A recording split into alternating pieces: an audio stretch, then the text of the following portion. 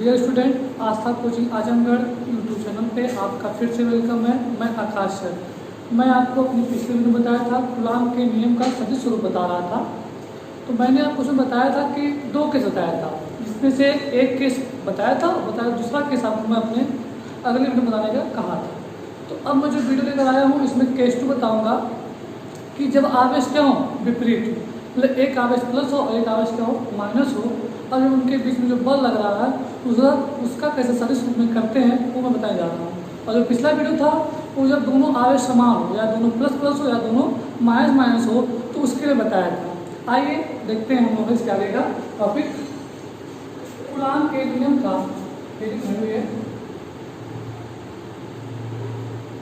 Coulomb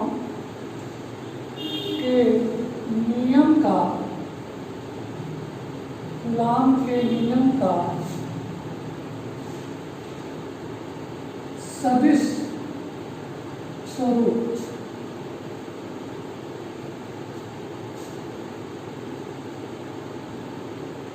अब पढ़ेंगे case number 2 आपका है।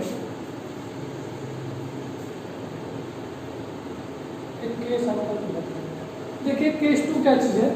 हम लोग सर्वप्रथम पहले यहाँ पे दो आवेश लेंगे।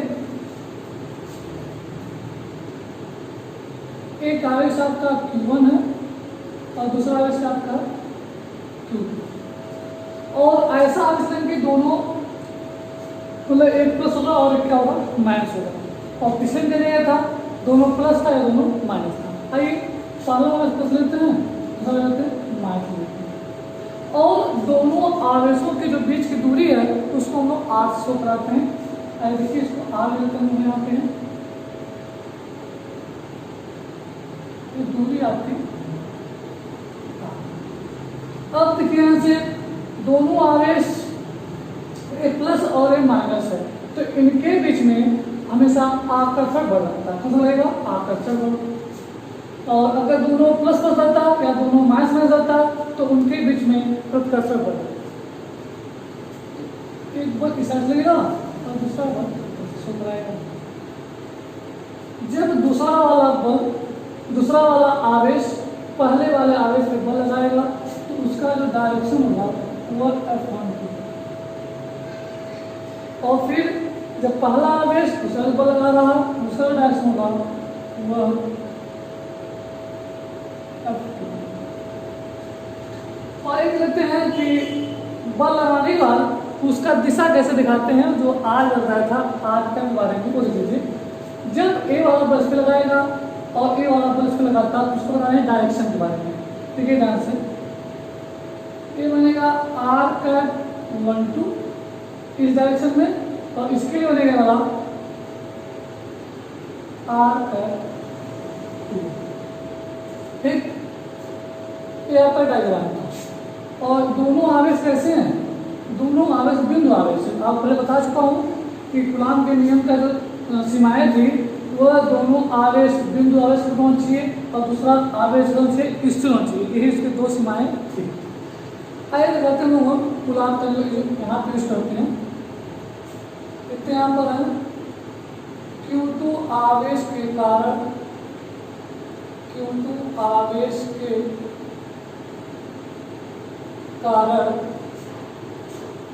Q1 पर लगने वाला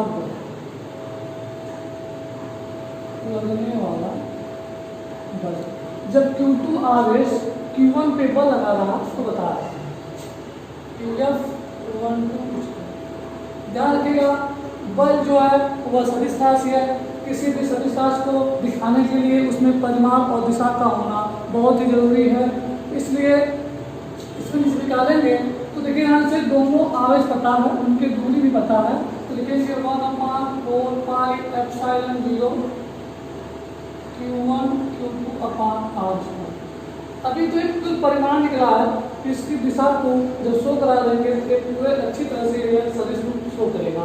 तो देखिए यहाँ से जो इसका डायरेक्शन है उसमें से एक लेंगे जो इसके सेम डायरेक्शन के फॉर्म में रहेगा। देखिए इसके साथ ये लेंगे, पिछले वीडियो में ऐसा लिया गया था तो उसका डायरेक्शन इसके मैच कर रहा था, क्योंकि इसमें कि इसका डायरेक्शन इसके साथ मैच कर रहा है तो ए वाला पॉइंट लेंगे और यहाँ लिखेंगे R 1 2। और ध्यान रखिएगा कि किसी टैग को हटाने के लिए, वेक्टर फॉर्म लाने के लिए ये क्या करते हैं हम लोग देखेंगे। F12 equal to 1/4 pi epsilon 0 Q1 Q2 upon R square. इसको लिखेंगे हम लोग क्या, R vector R12 upon mod R12। अगले स्टेप में अगर करेंगे F12 equal to 1/4 pi epsilon 0 Q1 Q2 upon R square. इसको लिखेंगे वेक्टर R12 और इसको हम लोग मॉड R12 को R भी कर सकते हैं, इसलिए मैंने R यहाँ कर दिया।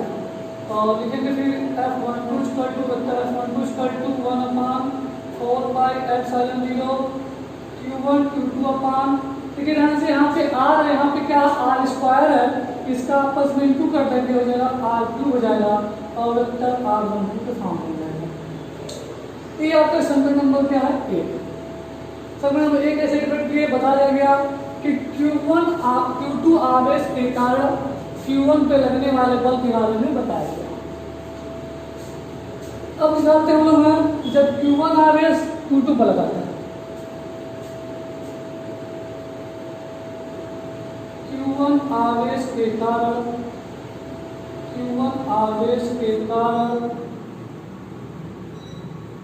Q2 पर लगने वाला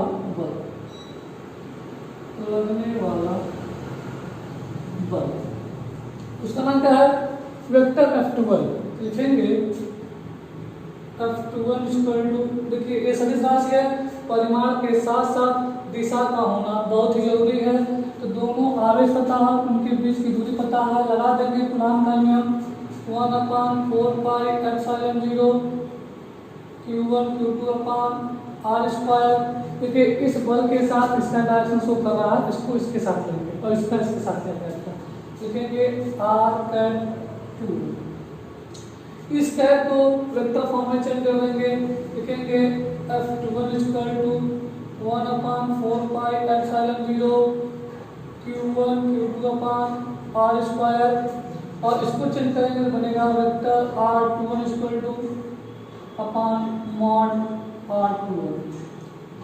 इसको मैं यहाँ पे नोट करता हूँ, उस पॉइंट को आगे बढ़ा करता हूँ। इसे लिखेंगे this implies vector F21 equal to, पूरे नोट करेंगे 1/4 पाई एप्सिलॉन 0 Q1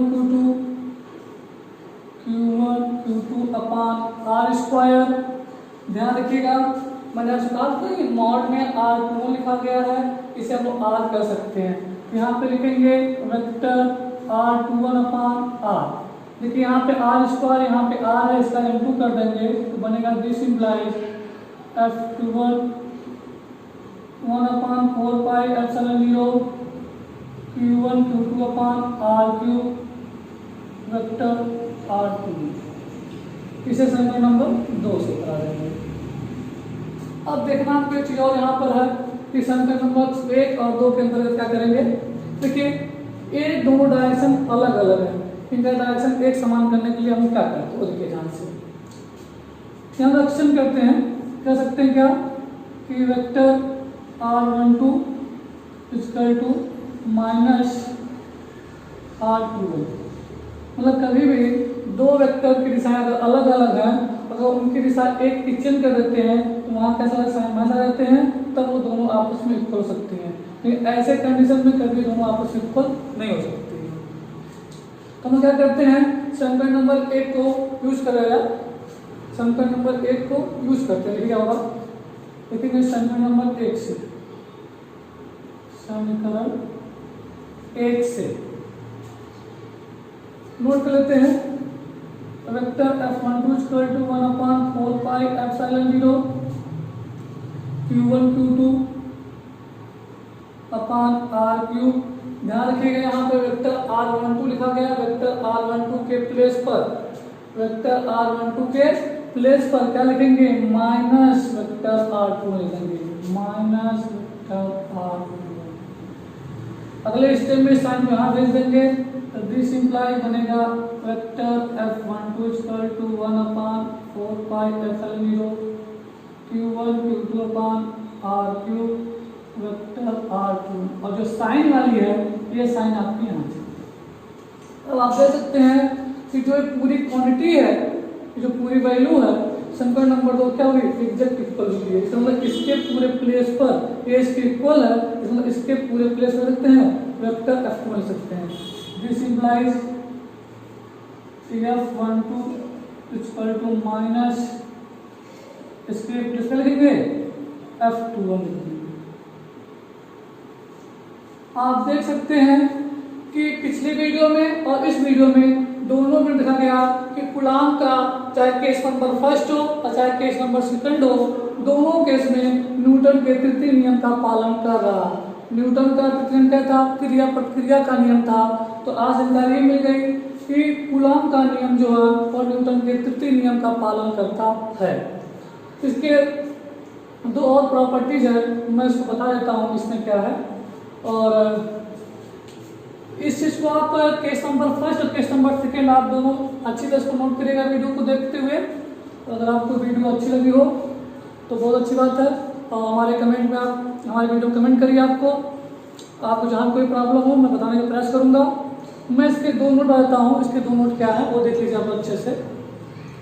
इसको आप लोग स्क्रीनशॉट ले सकते हैं। तो आप देख सकते हैं कि कूलाम के नियम के सभी स्वरूप का महत्व क्या था।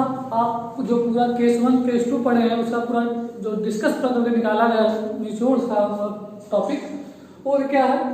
नंबर 1 कि दो बिंदु आवेश एक दूसरे पर बराबर बल परस्पर विपरीत दिशाओं में लगाते हैं। आपने देखा केस 5 देखा और केस सेकंड देखा, दोनों केस में देखा गया कि न्यूटन के तृतीय नियम का पालन कर रहा था।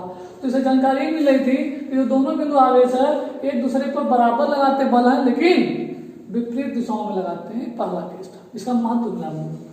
दूसरा महत्व क्या है, दोनों बिंदु आवेश के बीच, दोनों जो बिंदु आवेश है उनके बीच जो कार्य जो वैद्युत बल है वो कैसा है, केंद्रीय है। इसका मतलब कि जो एक आवेश इस साइड में दूसरा आवेश यहाँ पर, जो दोनों बल लगा रहे हैं वो सेंटर पॉइंट पे जो बल लगा है दोनों केंद्र पे, मतलब एक अनुदिश मतलब एक रेखा में बल लगा रहे हैं, उसे कैसा बल बोलते हैं, उसे केंद्रीय बल कहते हैं। तो दो बिंदु आवेशों के बीच जो कार्य वैद्युत बल होता है वो दोनों आवेशों को मिलाने वाली रेखा के बीच में जो बल लगता है उसे क्या बोलते हैं, केंद्रीय बल कहते हैं। तो यही कूलाम के नियम का सभी स्वरूप था। अगर आपको हमारी वीडियो अच्छी लगती हो तो आप हमारे वीडियो को लाइक कमेंट शेयर करते रहिए। आपको जो भी कुछ प्रॉब्लम हो कमेंट के माध्यम बताइए, मैं उसको और अच्छे से बताने का प्रयास करूंगा।